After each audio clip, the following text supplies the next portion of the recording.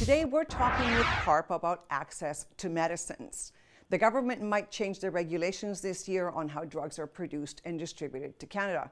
To talk about this and more, we're thrilled to have Bill Van Gorder from CARPe and Jason Field from Life Sciences of Ontario. Hello, gentlemen.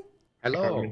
So tell me what this CARPe advocacy campaign is all about. Well, we became very concerned when we heard that there was a new federal price regime coming in that would affect patent medicines. So, of course, CARPe members across the country was concerned, what will that mean to drug prices? And that's when we turned to Jason and asked him, as an expert in this field, to help us understand what this was all about and how it would affect Canadians. And Jason, how did you answer that? Essentially, the PMPRB, the Patented Medicines Pricing Review Board, is a body that was set up to ensure Canadians pay a fair price for new medicines. Now, these new regulations are proposing a new set of countries in order to lower the average price by about 20%. Jason, when a consumer might hear 30% discount, does that mean that I pay less for my drugs, and is that a bad thing?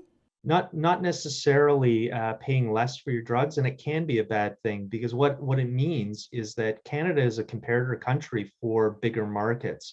So with discounting the prices so steeply, what we expect to see and what we've already seen is that new innovative medicines are not being launched in Canada or delayed by 1, 2, sometimes 3 years or more. So if that's happening, that can be life and death for people with various rare diseases or cancer, having access to these new treatments that are in many cases curative in nature. Well, not only is that a concern to you and your colleagues, but that's a very big concern to CARPe members. Bill, you just did a survey, and it was an astounding number of people. Yeah, we did. It was a large survey. We had over 3,600 people reply to it, so it's a good solid sample. And they showed they were very concerned because they were afraid that they were going to impede the access that Canadians have to new vaccines that will be available in other countries and potentially not here in Canada.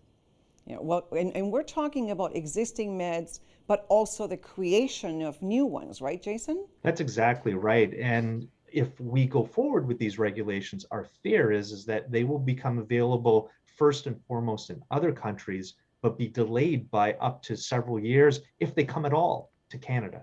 How is this all going to potentially affect our own production of vaccines and life-saving and new medicines right here in Canada?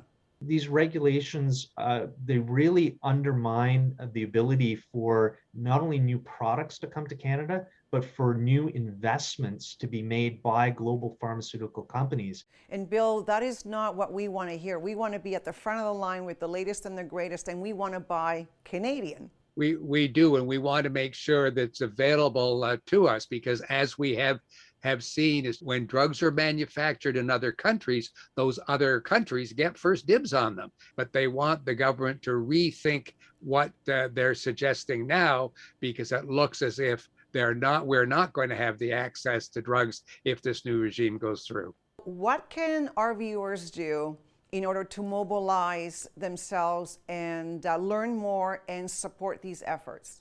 To learn more about this whole issue, they should go to carpe.ca/access to meds. They'll find all the information of the sort of thing that Jason and I have been talking about today. Thank you so much, Jason. Thank you, Bill. And of course, for more information, go to carpe.ca.